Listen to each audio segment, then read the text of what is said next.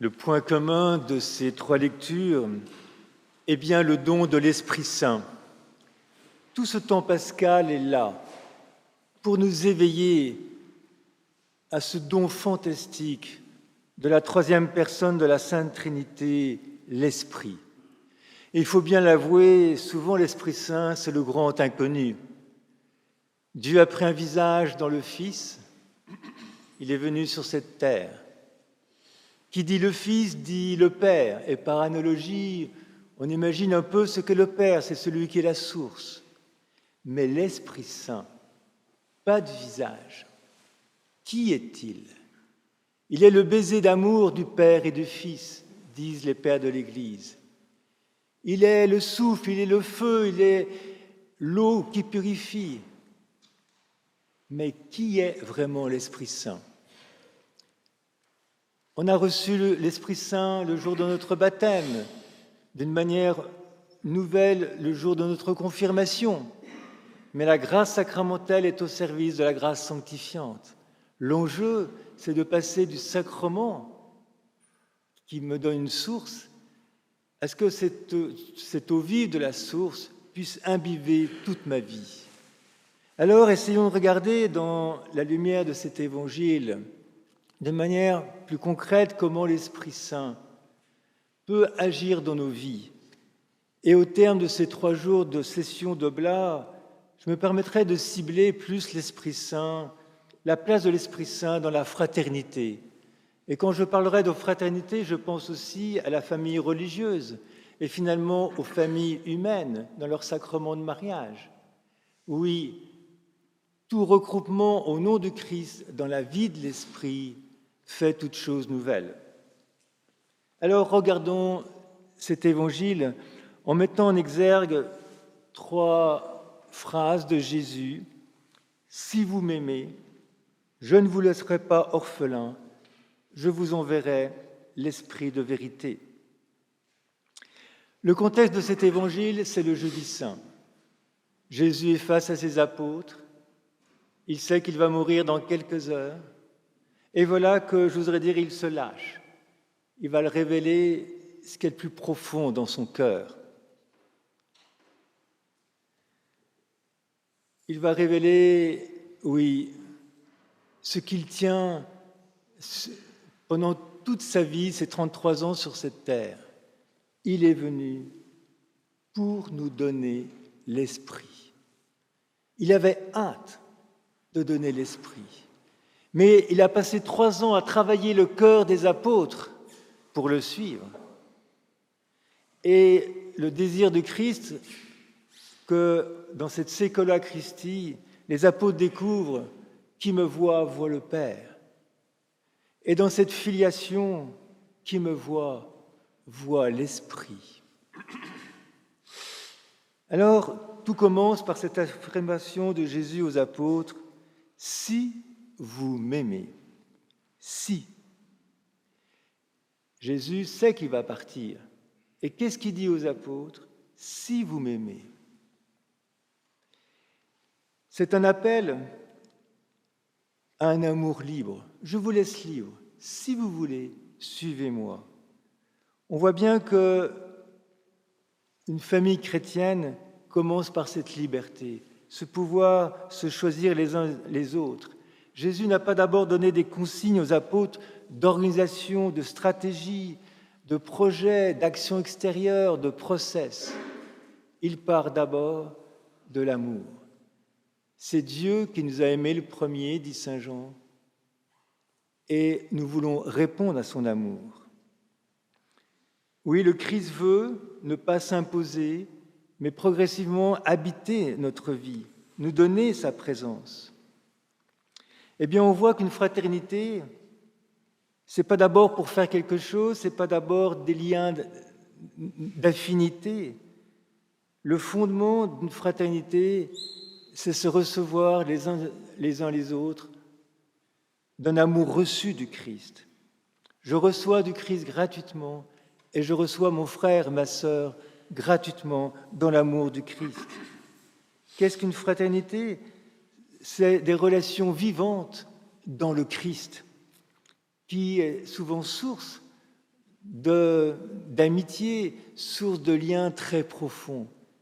Et nous avons cette expérience en vie religieuse où on ne s'est pas choisi, on se reçoit, on se découvre qu'on arrive dans un prieuré. Et voilà que dans le Christ, on apprend à vivre ensemble et quelquefois même, on apprend à découvrir des amitiés.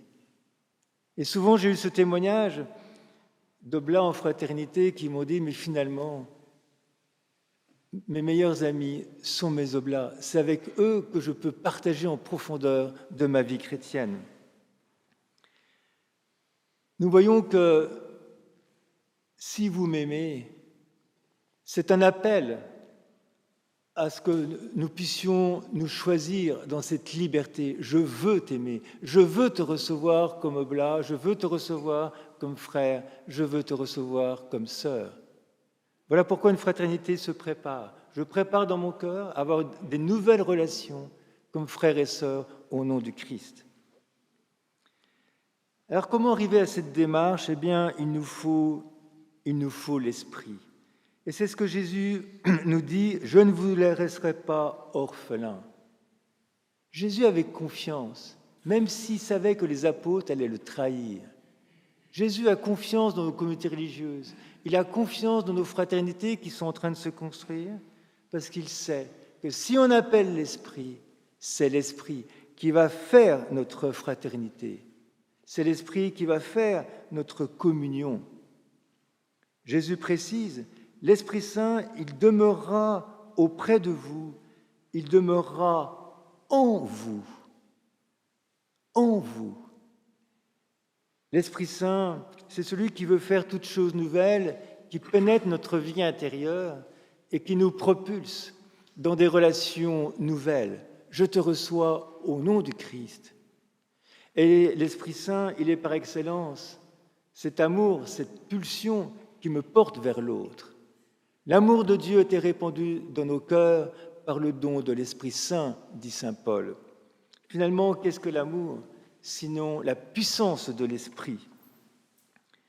Cette communion d'amour, de plus en plus, doit être à l'image de la Sainte Trinité. Et à la lumière du chapitre 17, nous savons ce grand désir de Christ. Père, l'heure est venue, qu'il soit un, comme nous-mêmes nous sommes un. L'ambition du Christ de nous mettre dans la communion trinitaire, on l'évoquait hier. Voilà l'enjeu d'une communauté religieuse, l'enjeu d'une fraternité chrétienne, l'enjeu d'une famille chrétienne. Vivre à l'école du mystère de la communion trinitaire. Cela nous dépasse complètement. Et pourtant, Jésus le veut. C'est un acte de foi très grand quand on se réunit. C'est d'oser dire que la mesure de l'amour, c'est la démesure, de pouvoir se recevoir comme frères et sœurs au nom du Christ, dans la pulsion de l'Esprit. Et c'est l'Esprit Saint qui va transformer nos relations, car une fraternité, elle est toujours fragile, pauvre, avec des caractères un peu curieux de temps en temps. On se demande pourquoi lui, il est oblat, ou elle, mais qu'est-ce qu'elle fait là ? Eh bien, et entre frères, quelquefois, on se pose la question. Arriver à se recevoir dans des différences extrêmes, ça implique d'être pauvre. L'Esprit Saint, le Père des pauvres. L'Esprit Saint, celui qui peut venir dans un cœur qui est pauvre pour nous enrichir de lui.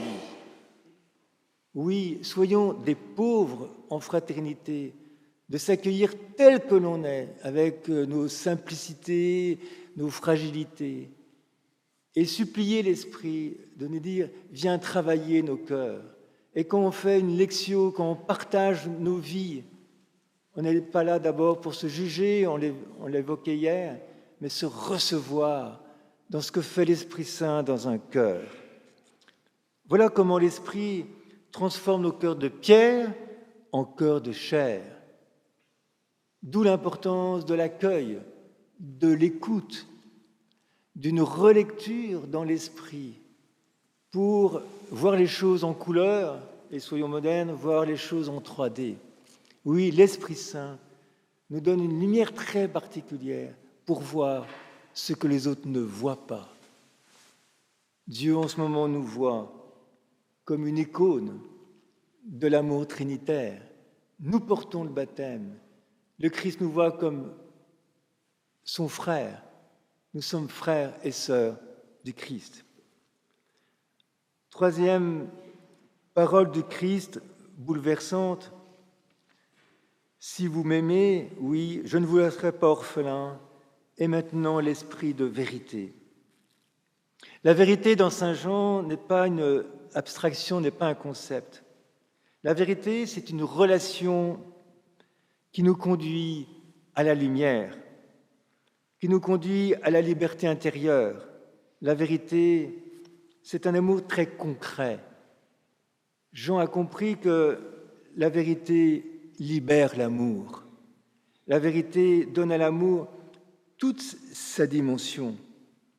Et ça fait partie de l'ADN de notre communauté, cet amour de la vérité qui passe à travers la compréhension de la personne humaine pour mieux comprendre la personne divine du Christ et de la personne divine du Christ des trois personnes trinitaires. La vérité plénière, c'est le mystère trinitaire. Alors pour nous, en fraternité, c'est peut-être trois choses. D'aimer la véracité, d'aimer oser se dire, d'aimer partager, d'aimer verbaliser pour mieux se comprendre les uns les autres. J'aime dire que quand on se sent compris, on se sent aimé. Par contre, qu'on se sent aimé et qu'on ne se sent pas compris, on a du mal à croire à l'amour de l'autre. Tu ne comprends pas, donc tu ne m'aimes pas. Oui, la vérité nous permet, dans une fraternité, de se comprendre les uns les autres dans notre cheminement spirituel, dans notre croissance. Et quoi de plus beau, avec la régularité des temps de frat, mois par mois, année par année, il y a des liens forts qui se tissent. On se comprend, on se porte et on s'aime dans la Trinité. Deuxième élément de la vérité, c'est l'écoute.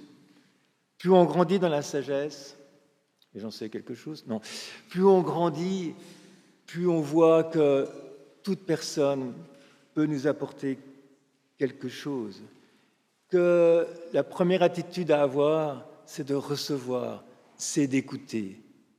Oui, la grâce est féminine. La grâce, c'est d'abord l'accueil. La première chrétienne, c'est d'abord Marie à l'Annonciation.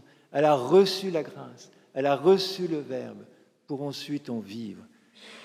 Le propre de l'homme, c'est d'abord d'être dans l'écoute. Je le rappelais hier, Shema Israël, écoute, ô Israël, combien Dieu t'aime et Dieu fait alliance avec toi. Et Jésus nous dit, celui qui écoute ma parole, mon Père viendra et nous ferons notre demeure chez lui. Écoutez, voilà un beau thème d'année. Écoutez, sortir de soi, sortir de ses représentations, sortir de ses idoles, sortir de ses idéologies pour aller à l'aventure d'écouter l'autre. Troisième élément de la vérité, c'est le discernement. Chercher ensemble la vérité. On appelle ça aujourd'hui l'intelligence collective, où chacun peut avoir sa part pour nous donner la lumière. Aimer à se former, aimer à ouvrir cette capacité fantastique que nous avons à toucher des paillettes de vérité et progressivement de découvrir que la plus grande de toutes les vérités, c'est une personne, la personne même du Christ. Il est la vérité du Père. Vérité veut dire aletheia, il nous dévoile le Père et il nous dévoile l'Esprit Saint. Et donc c'est une vérité qui touche le cœur, qui saisit toute notre personne. Pas de vérité sans l'implication du cœur profond de toute notre personne. Alors, frères et sœurs, cet évangile est riche, riche de cet appel du Christ à nous faire mendier l'Esprit Saint, à nous faire aimer l'Esprit Saint. Toute la vie chrétienne, c'est se configurer au Christ. Et la configuration ultime du Christ, c'est de vivre de la vie même de l'Esprit dans le Christ. Oui, Jésus était habité par l'Esprit. Il n'avait qu'une seule hâte, c'est de donner son Esprit aux apôtres et à chacun d'entre nous. Alors, profitons de cette grande semaine avec le temps du Cénacle pour que chacun, personnellement, nous puissions demander à l'Esprit une expérience personnelle forte pour toucher de près que l'Esprit Saint, il est l'amour, il est la lumière, la vérité.